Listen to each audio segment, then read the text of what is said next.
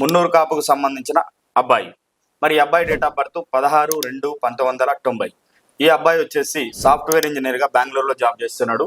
మరి ఈ అబ్బాయికి ప్యాకేజ్ వచ్చేసి 22 లక్షల రూపాయలు. మరి వీళ్ళ నేటివ్ ప్లేస్ వచ్చేసి మంచిర్యాలు, కానీ ప్రస్తుతం హైదరాబాద్లోనే వీళ్ళకు ఇల్లు వాకిలు అన్నీ ఉన్నాయి.